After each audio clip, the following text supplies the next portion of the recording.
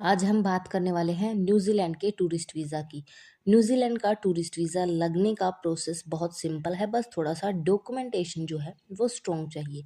मैं आपको step by step समझा देती हूँ कि कैसे आप खुद से बिना एजेंट के अप्लाई कर सकते हो। सबसे पहले तो ऑनलाइन ही अप्लाई करो ऑफिशियल इमिग्रेशन वेबसाइट पर, ठीक है।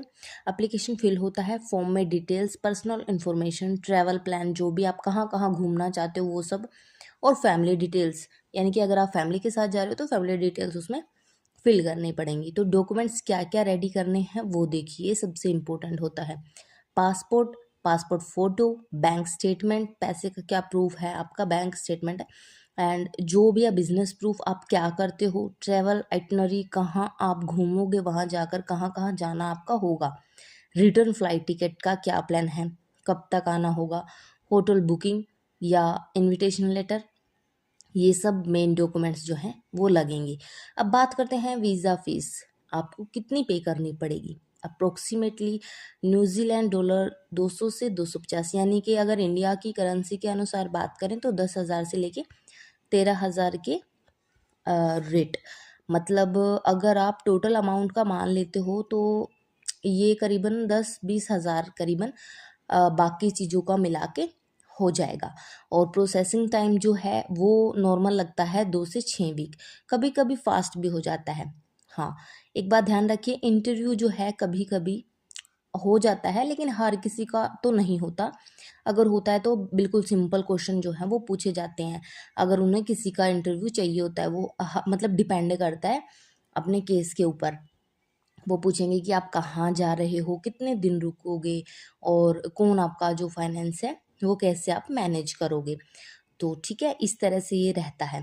हाँ, अप्रूवल का जो मेन रूल है सिर्फ एक ही होता है कि ऑफिसर को ये कन्विंस करना होता है कि आप ट्रैवल के बाद वहाँ से इंडिया जो है वापस आ जाओगे। आपके पास सफिशिएंट मनी होना बहुत ज़रूरी है, और आपका वहाँ पर कोई फेक प्लान तो नहीं बना रहे हो ना, इस तरह का बस उनको यही डाउट रहता है।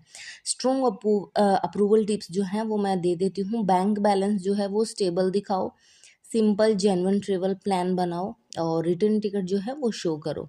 और हाँ, अगर आपने पहले ट्रैवल किया होता है, जैसे स्पेशली इंटरनेशनली, जैसे कि न्यूजीलैंड का टूरिस्ट वीज़ा आपका ना बिल्कुल ईज़ी लग जाएगा उससे, थोड़ा बेनिफिशियली होगा। एकदम से ऐसा उनको नहीं लगेगा कि आप सीधा न्यूज़ीलैंड ही क्यों जा रहे हो और आप वहाँ से आओगे कि नहीं। जैसे कि अगर आपने पहले दुबई, थाईलैंड, सिंगापुर जैसी कंट्री अगर आप घूमे हुए हो, वहाँ पर आपका वहाँ का वीज़ा लगा हुआ है, तो और वहाँ से आप वापस आए, तो उनको मतलब ऐसा रहता है, ऑफिसर को लगता है कि जेन्युइन ट्रैवलर है, रिटर्न करने की इसको हैबिट है, कोई इशू नहीं है।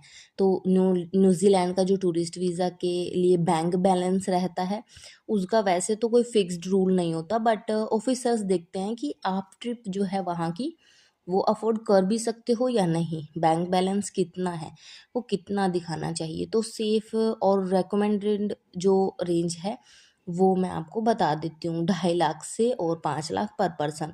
अगर आप शॉर्ट ट्रिप प्लान कर रहे हो लाइक 7 to 10 डेज, तो 2.5 लाख से लेके 3 लाख ओके है। और अगर आप कंफर्टेबल अप्रूवल चांसेस चाहते हो तो 3 से 5 लाख, और अगर आप फैमिली या ग्रुप ट्रैवल कर रहे हो तो और ज़्यादा बैलेंस चाहिए, वो आप इस हिसाब से काउंट कर सकते हो कि पर पर्सन इतना लगेगा, जैसे कि मैंने आपको पहले बताया। हाँ, तो क्या इम्पोर्टेंट है वो जान लीजिए, सिर्फ बैलेंस ही नहीं, ये भी मैटर करता है लास्ट, जैसे कि 3 से 6 महीने का जो स्टेटमेंट है वो कैसा है, रेगुलर इनकम या बिजनेस से सैलरी प्रूफ वगैरह वो आ रहे हैं या नहीं आ रहे हैं, या तुम लोगों ने जैसे कि सडन लार्ज डिपॉजिट तो नहीं करवा दिया है एकदम से, जैसे पैसा डलवाना। और स्टेबल अकाउंट हिस्ट्री चाहिए होती है उनको। तो बहुत सारे लोग ये कॉमन मिस्टेक कर देते हैं कि एकदम से 5 लाख डाल के दिखाना, ऑफिसर को डाउट होता है इस तरह से। बैलेंस हाई से ज़्यादा इम्पोर्टेंट होती है स्टेबिलिटी प्लस इनकम प्रूफ, उनको यही चाहिए होता है। तो ऐसा उनका ये सब रहता है। आपका बिल्कुल ईज़िली तरीके से वहाँ का वीज़ा लग सकता है, लेकिन सिर्फ़ ये चीज़ें आप ध्यान में रखिए। हाँ, तो अगर आपका वहाँ का जो विज़िट वीज़ा है उसका जो टाइम है वो ख़त्म हो जाए, तो उसके बाद भी आप रुक सकते हो या नहीं रुक सकते हो। और अगर पकड़े भी जाओ तो फिर वहाँ पर क्या होता है, तो जान लीजिए, वहाँ से आपको वापस भेज देंगे वो। आपको डिपोर्ट कर देंगे, फोर्सफुली इंडिया भेज दिया जाता है, कभी कभी पुलिस भी एस्कॉर्ट के साथ भेज दिया जाता है। और फ्यूचर जो वीज़ा है वो बैन हो सकता है न्यूजीलैंड के लिए, लॉन्ग बैन, ईयर्स तक लग सकता है। और हाँ, कंट्रीज जैसे यूके, कनाडा, ऑस्ट्रेलिया में भी इम्पैक्ट पड़ता है। वीज़ा हिस्ट्री जो है वो ख़राब हो जाती है, अगली बार अप्रूवल बहुत मुश्किल हो जाता है। तो रियल एडवाइस यही है कि हमेशा वीज़ा एक्सपायरी से पहले वापस आना, अगर एक्सटेंशन चाहिए हो तो लीगल जो है एक्सटेंशन वो अप्लाई करना। और इसी तरह की आपको जानकारी चैनल पर मिलती रहेगी, तो इसके लिए मुझे सब्सक्राइब कर लीजिए, लाइक कर देना प्लीज़, और शेयर कर देना जिसको इस इन्फॉर्मेशन की ज़रूरत हो। Thank you.